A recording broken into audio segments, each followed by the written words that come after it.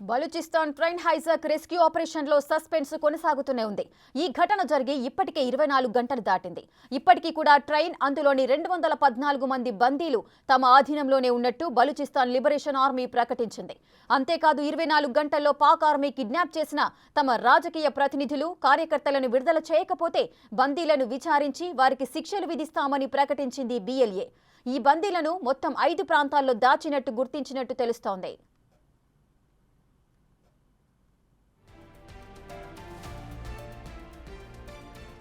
అంతేకాదు బలూచిస్తాన్ నుంచి Pak, China వెళ్లిపోవాలంటూ warning ఇచ్చింది BLA. దీనికి సంబంధించిన వీడియోను రిలీజ్ చేసింది. చైనా తమ అంగీకారం లేకుండా ఈ ప్రాంతంలోకి చొరబడిందని, దానికి పాక్ ఆర్మీ పూర్తిగా మద్దతివ్వడం సరికాదని తెలిపింది. Very clear. It was a simple and clear message to China and Pakistan to withdraw immediately from Balochistan.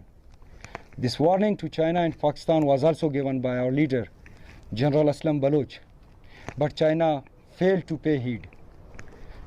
We once again make it clear that Gwadar and the rest of Balochistan belong to Baloch. It's our duty to protect our land and sea. Our operation Zir Pahazak. This is a continuous operation that has been initiated to safeguard the Baloch Sea from China, Pakistan and other foreign powers.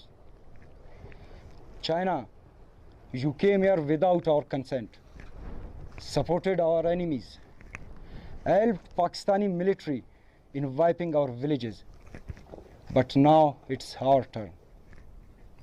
Baloch Liberation Army guarantees you that CPAC will fail miserably. మరోవైపు train hijack కు సంబంధించిన వీడియోను release చేసింది Balochistan liberation army.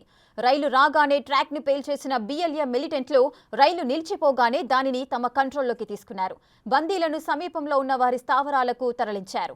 అక్కడే వారందరినీ ఉంచారు. మరోవైపు ఇప్పటికీ కూడా ట్రైన్ BLA కంట్రోల్లోనే ఉంది.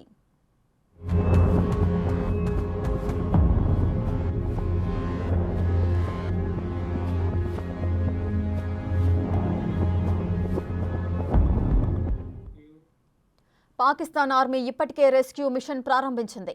ఇప్పటి వరకు 155 మంది ప్రయాణికులను విడిపించడమే కాకుండా 30 మంది మిలిటెంట్లను మట్టుపెట్టినట్టుగా తెలిపింది.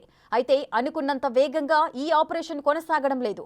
ఎందుకంటే ఇప్పటికీ కూడా బందీలను పూర్తిగా రక్షించడం అటుంచి మిలిటెంట్ల ఆధీనంలో ఉన్న రైల్ని కూడా విడిపించలేకపోయారు.